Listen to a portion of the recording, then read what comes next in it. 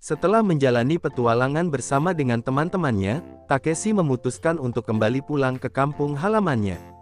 Seorang pria misterius menyuruhnya untuk jangan melakukan hal tersebut, tapi Takeshi langsung mengenali orang misterius itu adalah ayahnya yang menyamar, dan menanyakan apa yang sedang dilakukannya di sini.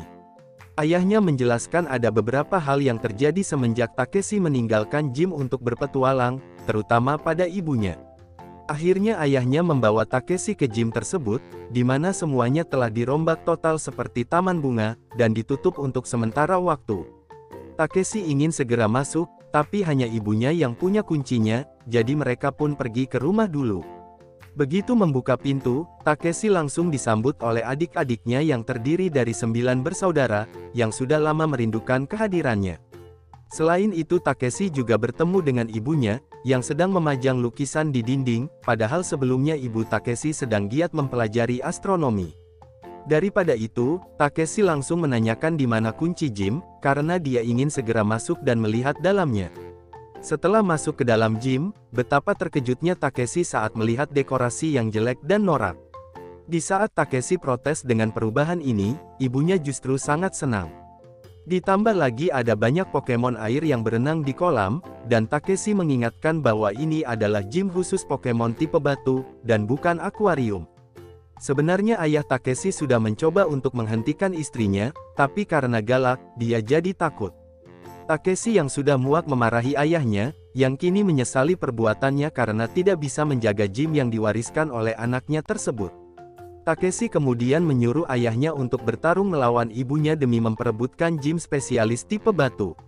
Ibunya tentunya saja setuju, dengan persyaratan jika dia memenangkan pertandingan ini, maka dia boleh melakukan apapun untuk gym ini. Adiknya memperingatkan bahwa ayah mereka yang memakai Pokemon tipe batu tidak mungkin menang melawan ibu mereka yang menggunakan Pokemon tipe air. Namun Takeshi mengatakan Pikachu Satoshi bahkan mampu mengalahkan Onix miliknya, terlepas dari kelemahannya terhadap Pokemon tipe batu. Setelah membentak kedua orang tuanya yang berisik dan tidak bisa diam, Takeshi pun menyatakan pertandingan ini akan memakai sistem 1 versus 1, dengan ibunya yang mengeluarkan Marill, sedangkan ayahnya memilih Golem. Di sini ayah Takeshi akan menunjukkan siapakah yang lebih berhak untuk dihormati dalam keluarga ini, memerintahkan Golem menggunakan Earthquake, getaran yang hebat menyebabkan Marill terjatuh ke dalam air. Pada awalnya memang Golem terlihat lebih unggul, tapi Marill masih bisa bertahan dan menyerang balik dengan Surf Attack.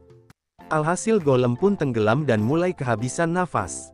Ibu Takeshi yang khawatir langsung menyuruh Blastoise untuk menyelamatkannya. Begitu sampai di tepi, Marill dan Golem memberikan perawatan darurat kepada Blastoise yang tak sadarkan diri. Setelahnya Takeshi menggunakan hair dryer supaya Blastoise cepat kering, dan adiknya semakin kagum dengan Takeshi yang peduli terhadap siapapun. Setelah merasa kalah, ayah Takeshi hendak pergi, tapi istrinya mengatakan bahwa dia telah berjuang dengan cukup baik. Dari sini benih-benih cinta perlahan muncul kembali, dan keduanya memutuskan untuk hidup bersama lagi. Namun ini tetap tidak merubah keputusan Takeshi terkait dengan gym. Ketika Takeshi dan adik-adiknya mempersiapkan makan malam, ayah dan ibu malah berpacaran di gym, mengingat-ingat kembali kencan mereka yang pertama.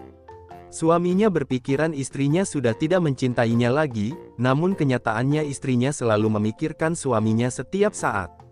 Setelahnya pasangan suami istri itu saling berpegangan tangan. Ketika sedang makan malam, pasangan yang dimabuk cinta menunjukkan kemesraannya di hadapan anak-anak mereka. Takeshi mencoba mengalihkan pembicaraan dengan Jim, tapi kedua orang tuanya masih saja sibuk bermesraan. Akhirnya mereka pun memutuskan untuk menjadikan Jim itu sebagai dua tipe, yaitu spesialis tipe batu dan air.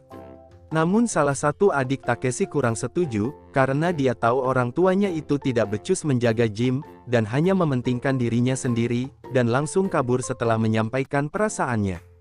Takeshi menghampiri adiknya yang duduk di tepi sungai, mengetahui ambisinya yang ingin menjadi lebih kuat. Adiknya meminta Takeshi untuk menceritakan petualangannya, dan Takeshi pun menceritakan semuanya, merasa sangat senang bisa berpetualang ke berbagai tempat. Adik Takeshi mengatakan dia khawatir terhadap ayah dan ibunya yang akan merusak Jim peninggalan Takeshi. Namun Takeshi mengatakan ada waktunya mereka bisa mengambil alih Jim tersebut. Keesokan paginya, ayah dan ibu Takeshi menunjukkan papan gym yang baru. Namun Takeshi tetap pada pendiriannya bahwa gym ini akan menjadi spesialis tipe batu saja. Oleh karenanya dia pun menantang ibunya bertarung, dan jika dia memenangkan pertandingan ini, gym akan dikembalikan seperti semula, dan Pokemon-Pokemon tipe air harus dipindahkan ke tempat lain. Singkat cerita, pertandingan pun dimulai, dengan Takeshi yang memilih Onix, sedangkan ibunya mengeluarkan Mantine. Meskipun adik-adiknya terlihat cemas, Takeshi meyakinkan mereka bahwa dia bisa mengatasinya. Takeshi kemudian menyuruh Onix untuk menyelam dan menciptakan pusaran air yang besar. Alhasil perlahan-lahan air itu pun terkuras, sehingga Mantine kini hanya bisa kecipak-kecipuk di daratan saja. Takeshi memanfaatkan kesempatan ini untuk menyerang, memerintahkan Onix untuk mencengkram Mantine yang sudah tidak berdaya. Namun Mantine berhasil melepaskan diri, dan mulai melancarkan Bubble Beam yang super efektif terhadap Onix. Takeshi yang pantang menyerah kemudian memerintahkan Onix untuk menyerang balik dengan Iron Tail, menyebabkan Mantine tak sanggup lagi melanjutkan pertandingan. Dengan demikian, Jim Potter tetap menjadi spesialis tipe batu. Adik-adiknya segera turun untuk memberi selamat atas kemenangan Takeshi, yang mengatakan mereka bisa juga melampauinya suatu hari nanti. Setelahnya Takeshi memutuskan untuk berpetualang lagi, menitipkan Pokemon-Pokemonnya kepada adiknya. Takeshi meminta kepada adik-adiknya untuk mengawasi serta menjaga gym tersebut. Setelah memastikan semuanya sudah beres, maka Takeshi pun berangkat lagi melanjutkan perjalanannya. Sementara itu di sisi lain, Kasumi sedang dalam perjalanan pulang menuju kota Cerulean untuk mengambil alih tugasnya sebagai gym leader.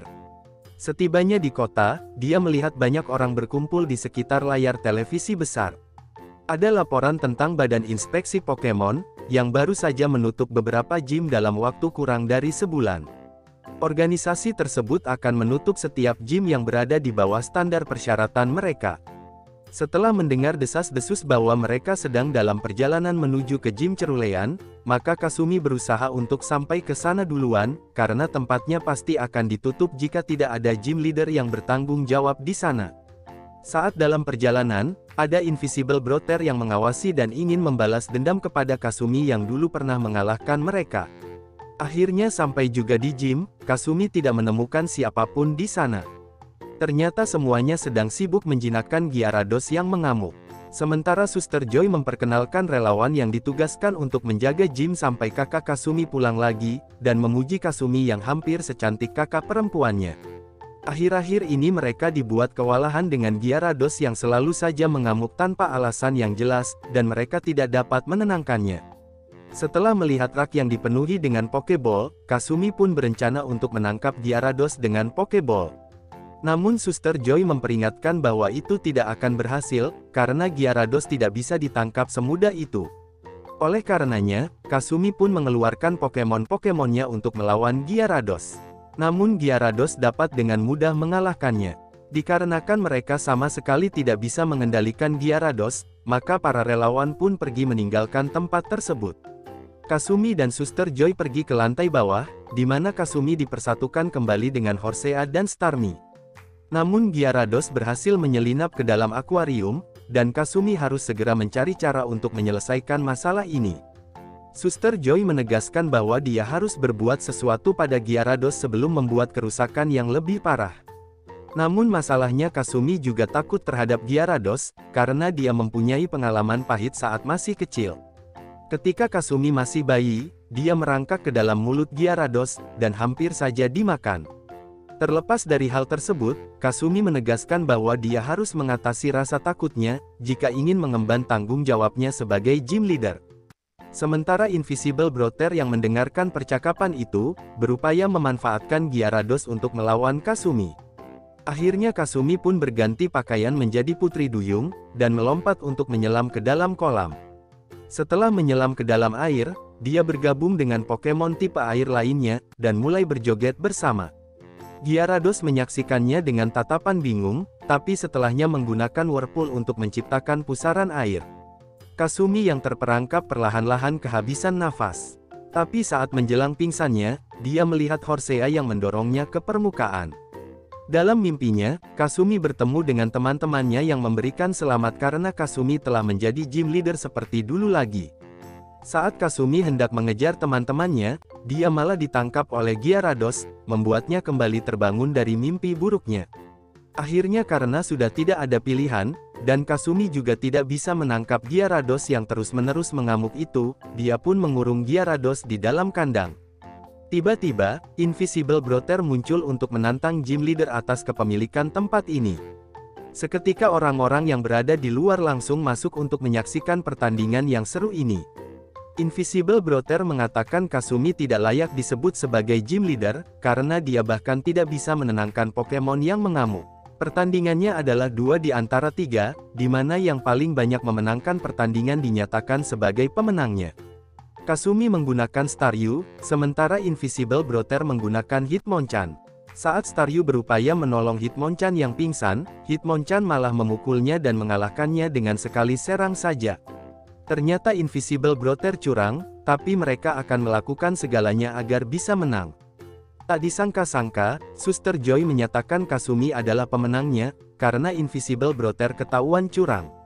Berikutnya Corsola versus Tentacruel. Tentacruel melancarkan Bubble Beam, yang memberikan begitu banyak damage. Namun Corsola mengisi ulang tenaganya sampai penuh, dan bergerak maju lagi. Di saat inilah Invisible Brother mengeluarkan Tentacruel lagi untuk mengeroyok Corsola. Meskipun sudah diberitahukan ini melanggar peraturan, tapi Invisible Brother mengabaikan peringatan itu, karena mereka menganggap dirinya sebagai satu kesatuan. Setelahnya Tentacruel melancarkan Poison Sting untuk melumpuhkan Corsola. Kasumi pun melompat ke dalam air untuk mengangkat Pokemonnya yang terluka, dan Gyarados memperhatikan Kasumi yang baik hati itu. Akhirnya Suster Joy memutuskan untuk mendiskualifikasi Invisible Brother yang berbuat curang. Namun Invisible Brother yang tidak terima lantas memerintahkan Tentacruel untuk menyerang Gyarados. Kasumi secara spontan langsung menyelam ke dalam air lagi, untuk melindungi Gyarados dari serangan Tentacruel. Gyarados terkejut dengan seberapa jauh Kasumi bersedia untuk melindunginya. Sampai akhirnya, Kasumi pun pingsan setelah diserang habis-habisan oleh Tentacruel. Saat Kasumi mengapung ke dasar kolam, Invisible Brother yang menyaksikannya merasa puas karena dendam mereka telah terpenuhi. Sebaliknya Gyarados justru marah dan mulai mendobrak keluar kandang, berhasil menghancurkannya dan keluar untuk menyelamatkan Kasumi, mengangkatnya ke permukaan. Invisible Brother memerintahkan Tentacruel menyerang lagi. Namun Gyarados dengan mudah membelokkan serangan mereka, dan berhasil mengalahkan Tentacruel. Setelah melihat Gyarados yang melotot, Invisible Brother memohon ampun, hanya untuk diledakkan ke langit-langit dengan Hydro Pump. Saat kerumunan bersorak, Gyarados dengan senang hati setuju untuk ditangkap oleh Kasumi. Suster Joy memberi selamat kepada Kasumi karena telah membuktikan dirinya sebagai gym leader yang bertanggung jawab. Sebelum pergi, Kasumi berpesan kepada Suster Joy untuk menyampaikan kepada teman-temannya bahwa dirinya telah berhasil menjadi gym leader lagi.